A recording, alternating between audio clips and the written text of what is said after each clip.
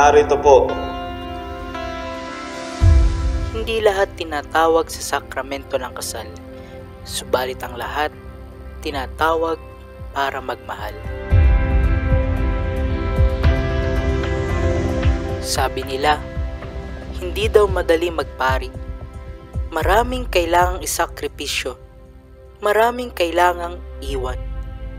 Pero ako, hindi ko sila iniwan, bagkus isinama ko sila sa aking paglalakbay. Sa totoo lang, sila ang inspirasyon ko kung bakit ako umabot sa puntong ito.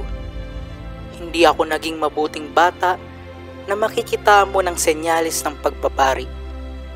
Pilyo akong bata, madalas nadadapa, madalas nasusugatan. Pero ang di ko makakalimutan ay ang payo ni Itay.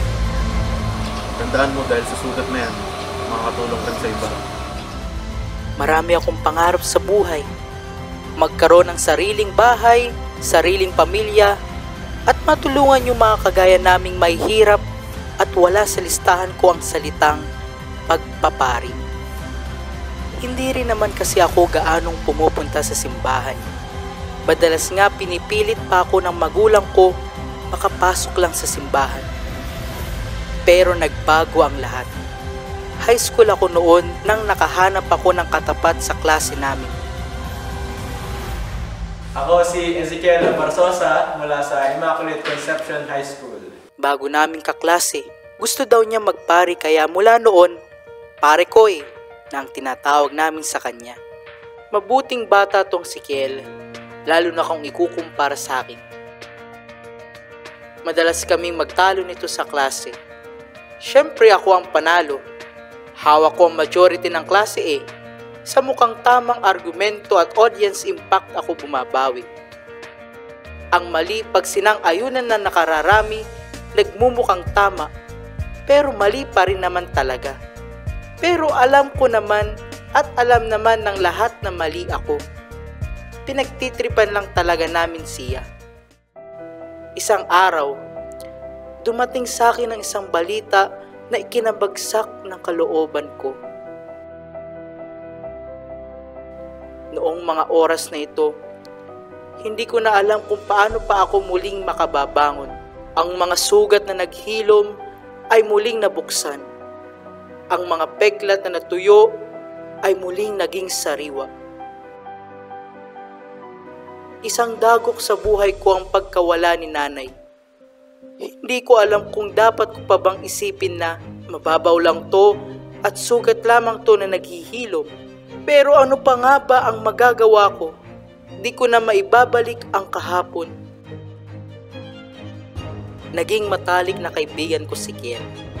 Para sa akin, ang tunay na kaibigan ay ang nakakakita ng sakit sa iyong mga mata habang ang lahat ay nakatingin sa ngiti na iyong pinapakita. Bagamat laging magkataliwas ang aming opinyon sa mga bagay-bagay, nagkaroon kami ng isang pinagkasunduan. Hindi sa loob ng klase kung saan mas pinapairal ang rason, kundi sa labas ng silid-aralan kung saan nangingibabaw ang kalooban. Hanggang sa mapakinggan namin ang kwento ng bawat isa. Ang sugat na kahit ang panahon ay hirap paghilumin. Dahil sa mga halimbawa ng kabutihang pinapakita niya, nahikayat niya akong gumawa ng tama, tumulong sa iba, at pumunta sa simbahan. Mula noon, napalapit ako sa simbahan.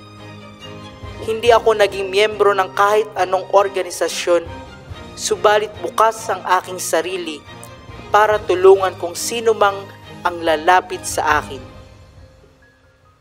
Siya, gusto niyang maging pari. Ako, gusto kong maging abogado. Parehas namang may pinaninindigang katotohanan, pero mas mabigat yung gusto niya kasi yung katotohanan na mismo yung sinusundan niya. Tinuruan pa nga niya akong umusal ng dasal. Alam mo pre, sabi sa akin ng idol kong pare, isang makapangyarihang dasal daw, yung sabihin mo, Panginoon, naway ang kagustuhan niyo ang masunod. Subalit, dahil magkatulad kami ng pinagmulan, mahirap para sa aming maabot ang mga ito. Pero siya, hindi sumuko. Pre, subukan kaya natin mag-exam sa seminaryo. Ayoko, hindi ako para dun. Dali lang yun. Ayoko nga. Gusto naman. Hindi, samahan mo na lang ako. Ayoko pa rin. Kasi, may exam ka na rin para di ka mainip. Sinamahan ko siya. Matapos ang ilang buwan, panibagong pagsubok na naman ang aking kinaharap. Bakit ako? Bakit ako ang nakapasa at hindi siya? Mas karapat dapat siya kaysa sa akin. Bakit ako pa? Pag-uwi ko sa bahay, binanggit ko ang mga ito kay Itay. Anong nararamdaman? Di ba po ng puso ko, Tay? Sabihin niya. Yan ang dahilan. Huwag ka na rin. Dahil sa kuligan. Marami akong pagkakamaling nagawa. Kung titingnang maigi, sasabing hindi talaga ako karapat-dapat sa pagpapari. Madalas rin akong madapa at masugatan, subalit baon-baon ko ang payo ni Itay. Tandaan mo dahil sa sugat na yan, makakatulong ka sa iba. Kasabay ng pagbabago ng mundo at paghilom ng mga sugat ko, na iba ang sinisigaw ng puso ko. Ang dating pananaw ko na makamundo, napunta sa paglilingkod sa bayan at tao. Hindi ko hinahayaang mabago ng realidad ang pangarap ko, kundi binago ng pangarap ko ang realidad kung sino ako. Tunay ngang hindi binabago ng panalangin ang Diyos, bagkus ang binabago nito ang taong nananalangin.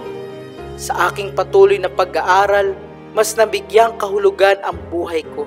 Tunay ngang sa kabila ng pagbabago ng mundo, mayroong nananatili ang Diyos. Ang Diyos na sanhi ng lahat ng pagbabago at dahilan ng aking pagbabago. Pinakita ng Diyos na may kakayahan akong magbago. May potensyal na makita ko ang totoo. Sa huli, napatunayan ko na hindi mahalaga kung maraming beses man ako magkamali, manapat, masugatan. Ang mga bakas na ito ay patunay na sa kabila ng mga sakit at pagdurusa, nanatili akong matatag, natuto akong bumangon at maramdaman ang pagmamahal ng Diyos. Ang markang ito ang saksi sa lahat ng saya at hirap na aking naranasan. Ang markang ito ang nag-ugnay sa akin at sa Diyos. Ngayon, ang sugat na ito ang sumisimbolo sa pagmamahal ng Diyos na ibinabahagi ko sa ngalan ni Kristo sa matatapang na taong tulad niya na handang magsakripisyo, masugatan at pasanin ang krus para sa ibang tao, sa simbahan at higit sa lahat sa Diyos. Ako si Bishop Teodoro Asyong Aguinaldo, hindi tinawag para ikasal, pero tinawag para ibahagi ang pagmamahal ng Diyos.